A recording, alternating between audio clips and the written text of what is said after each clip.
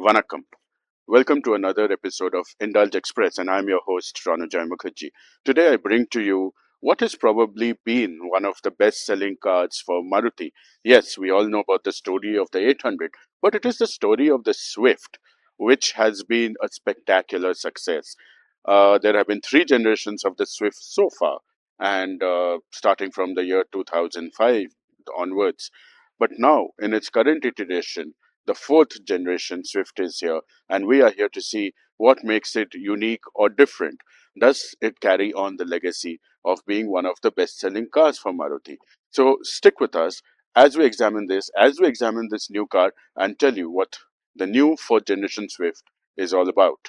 So there have been quite a few design changes both in the interior and the exterior. The interior we'll show you in a while, but look at this new design here. For example, the design of the grille, the bonnet, the front part. It's much more aggressive now than it was in the past. A new design of headlights here. Of course, increasingly the matter is going to LED headlamps, and we see the LED thing with the DRL signature. DRLs have now become very popular. Mirrors, yes, this is a dual tone car because again, dual tones are something which people like more and more. No 360-degree camera, nothing here. Just plain uh, dual tone black listing. I like the design of this. It's sort of sleek. The side design is almost similar, but what I really like in this car is that the rear handle has moved back here, which I think is somewhat aesthetically better. A large fuel lid, and of course over here you see that the rear tail lamps have gone LED as well. The light guides here show you, and this overall I think is a good feature. But what I would like to really show you now is the boot space in this car. So I would like to show you the boot space here. Nice hydraulically damped. So when you see the boot space here, you have to keep in mind it's a small car. It's not a very large car. I think it's adequate for a small Indian family. You have enough place, I'm sorry, to keep your suitcases and stuff together. Yes, you will have to lift it over the sill because the sill is rather high here. But other than that, I think there is enough space here for a small family of four people, two parents, two kids. You can fit in your stuff. And as the company says, you can go swifting in it. Coming to the main features of the vehicle, of course, again, this is an all black interior. I somehow don't agree with all black interiors. Manufacturers keep pushing this term by saying, oh, it's so sexy to have an all black interior. I don't really think so. I think black interiors can be depressing, but okay, explain that to companies. They would probably not understand it. I prefer light interiors, makes the car look bigger, more airy inside. Anyhow, coming back to this, since we don't have a choice, you do see a lot of surface designs on this car, and you see the knit kind of upholstery that you have here. The front dash, the whole factory has changed, in fact, and now you see this fully automatic temperature control.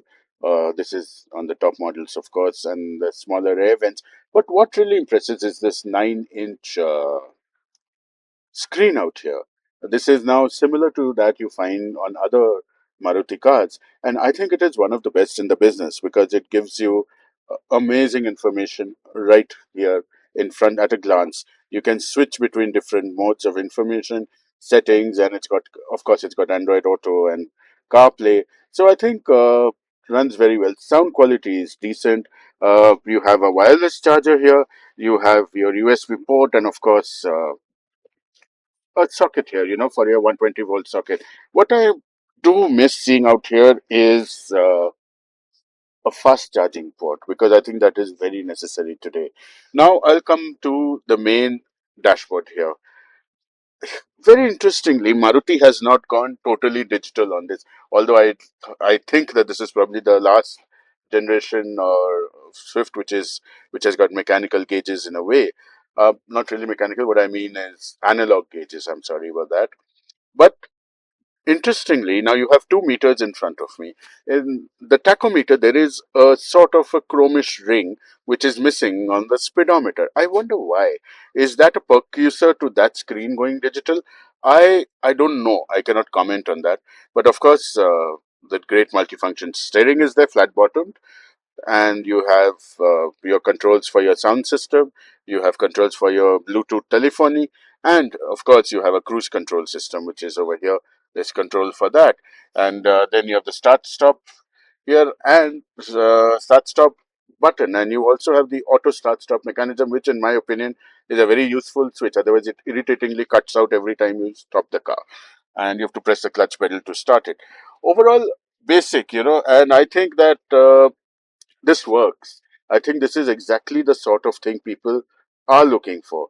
And it's got, as I said, it's got nothing extra, no hee haws, but solid car.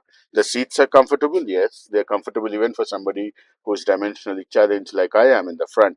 What I would like to do now actually is get into the back seat and show you whether the back seat is as comfortable as the front is. So sitting at the back of this 2450 wheelbase car, I find that space is actually adequate. I like the fact that the rear is a little scooped out, gives you a little more knee space. Uh, that same black, depressing black upholstery continues right at the back. But what is good is you now have air conditioning vents at the back. Even though they are small, they are quite effective. Believe you me, you have two charging points here. One is of course a USB A, and you have a fast charging USB C charger here. My favorite feature is missing. Oh, I'm so sad. The armrest, of course, center armrest. But yeah, otherwise it's got good headroom. It's comfortable for four people. You have ISOFIX connectors here. As I had mentioned at some point, that six airbags are now standard in the Swift. So yes, you have an airbag symbol here. So you have curtain bags in this car. I think that is good, and comfort is average for an average Indian family. I mean, nothing to complain about here. So yes, now let's take a look at the engine of the car. So one of the biggest changes, besides of course the design and the interiors which we saw, has been the engine. We'll of course go for a drive in a moment, but let me just show you some salient features. Now gone is that old four-cylinder engine K series that we had seen in the car earlier, and now you have this new Z series. Okay, that's the last letter of the alphabet. This is the Z Series 1197cc three-cylinder engine, which produces about 80 horsepower and gives you about 111.7, let's say 112 Newton meters of torque. On paper, on paper, I'm telling you, the figures are down. But does that translate to slower movement? I don't know. That we will discover only when we take the car for a drive. But yes, this is the 1197 series new motor, and it comes mated to two transmissions. You can have a manual or an AMT, an automated manual transmission, as they say. And the company claims sterling fuel economy figures for this, which we'll of course talk about as we take a drive. So now we are driving the Swift. We saw the engine, we saw the new engine, the changes that's been done. And of course, right now I'm enjoying driving the new Swift. This one is, of course, a manual version. Purists prefer manual versions. They say that it sort of looks better. Well, I agree with them in a way. So, yes, the road holding is good, the suspension is good. I quite like it that way. It's comfortable to drive. And at the end of the day, what are you looking for? You're looking for a car that's comfortable to drive, and generally, Maruti claims an amazing fuel efficiency for this car. I'm just saying claims, right? So they claim that 24.8 kilometers to the liter is what you get if you have this manual version. And if you have the automated manual transmission, what they call the AGS, then you get in excess of 21, I'm so sorry, 25 kilometers to a liter. Now, is that true? I don't know. I haven't had time to test it out, but yeah, expect at least 20 kilometers to the liter on this car. And I think this is an overall a good family car for all reasons and all seasons. So I hope you enjoyed our review of the new Swift. I'm sure it'll be a sales success because the previous three generations have been ever since its launch in 2005. Now, the most important part of the car, what is the cost? The cost ranges from 6.49 lakhs to 9.64 lakhs for this top of the line dual tone ZXI Plus model. As I said, it's a competitive price because you get six airbags, which is a big thumbs up from my side. And overall, everything about the car seems to be much better. Whether it's the looks, the interiors, I really like it. The AGS AMT transmission, I am not so sure about that.